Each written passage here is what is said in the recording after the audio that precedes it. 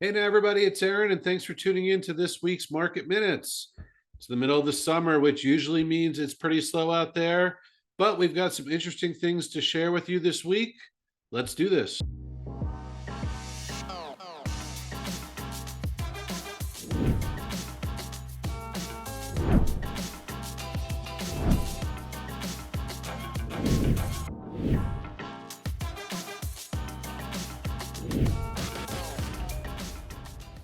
All right, before we jump into the houses, there's a lot on the market right now, more than I would expect to see coming the end of July. But there's also a lot of private exclusive inventory out there. If you're planning to start your hunt in the fall, would be a really good idea to reach out to us. There's a lot of stuff that you can't see online that we can love to share with you. Let's jump into the houses. All right, kicking it off in Bethesda, but really on the border of Potomac. 7920 Deepwell Drive just hit the market at 1,550,000.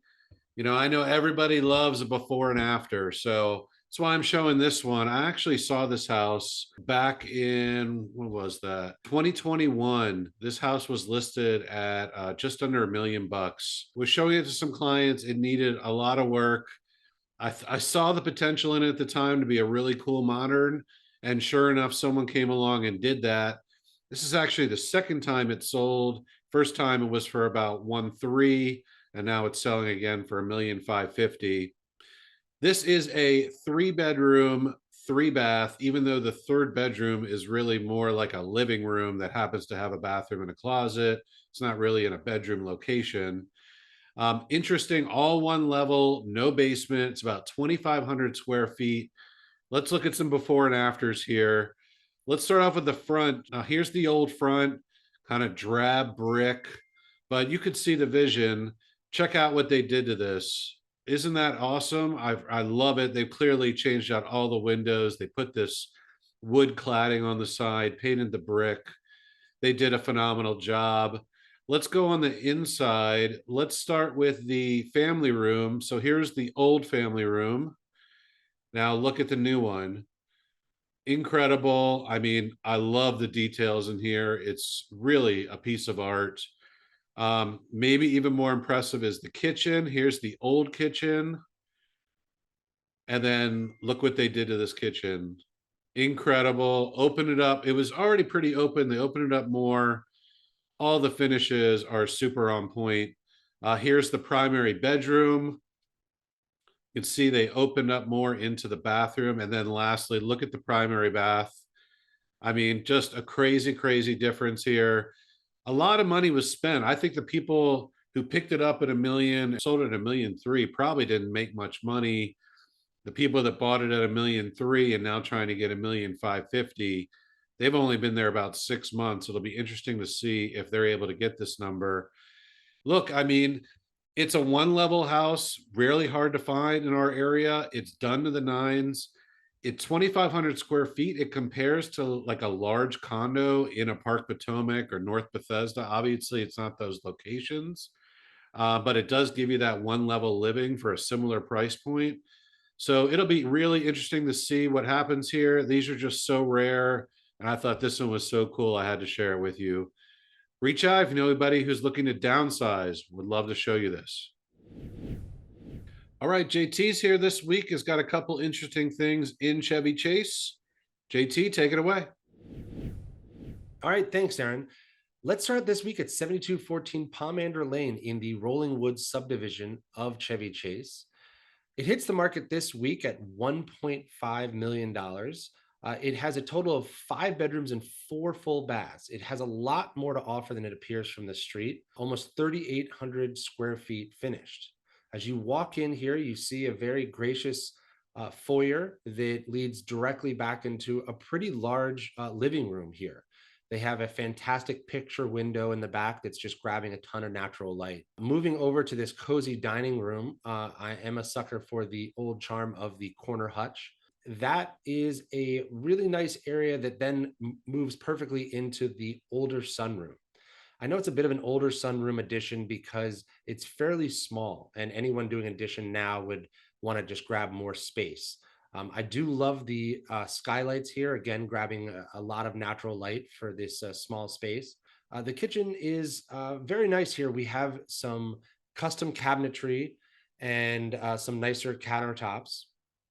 I really love how they have this built-in area, this built-in seating area for informal eating. That eating area is overlooking a very generous family room that's on the front of the house. Moving over to the other side of the house on the main floor, you do have two average sized bedrooms with a hall bathroom, and then a very nice primary suite on the back with a walk in closet.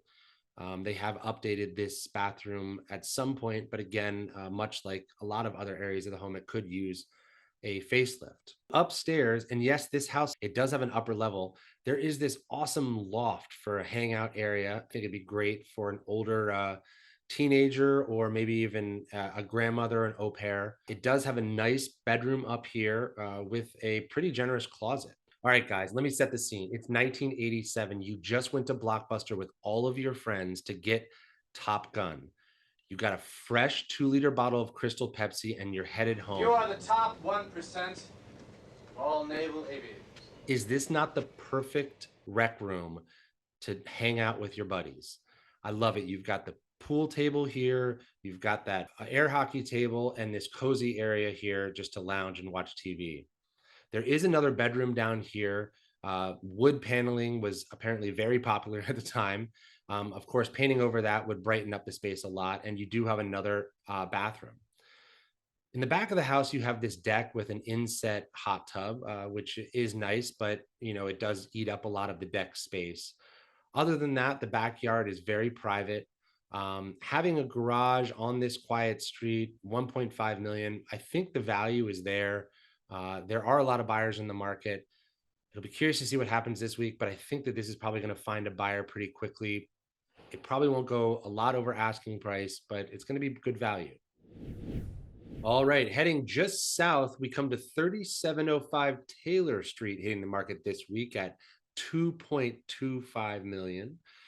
This is a 5-bedroom, 4.5-bath house with just over 3,500 square feet. It is a classic center hall colonial. As you come in here, you see the archways that is very indicative of the 1929 era in which this was built. You have a cozy living room over here with a fireplace. Also in the front of the house, you have this bright red dining room. Again, it's not overly large, but for Chevy Chase, it is ample size. They have expanded this property off the back at some point here to add this family room with two French doors here and yet another fireplace. And in doing so, they've also expanded the kitchen to allow for this eat-in space. It has been renovated at some point. They do have the subway tile backsplash and the 42-inch cabinets and really nice appliances here. As you move upstairs, you have a very generous primary suite. Moving into the bathroom, they have the floating tub, but they do have some interesting tile work here on the vanity and in the stand-up shower. I'm sure someone will change that out at some point, but again, it's a lot of space here. You have 3 other bedrooms on this level and another bathroom, and then downstairs they actually have a pretty typical Chevy Chase basement. Not a lot of ceiling height here. There is a small kind of rec room area. And they did sneak a 5th bedroom and bathroom down here. So overall, it is a nice house with a lot of upgrades.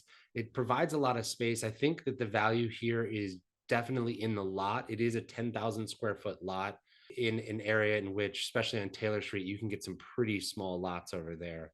2.25, I mean, I guess that's where we're at. Very curious to see where this lands. But honestly, with other properties in inferior locations, smaller lots, not as much square footage, they're selling in the high ones and even eclipsing 2 million. So I guess, again, here it is, 2.25. We'll see what happens. That's all I got this week. Back to you, Aaron. All right, well, that's going to do it for this week. Thank you all for watching.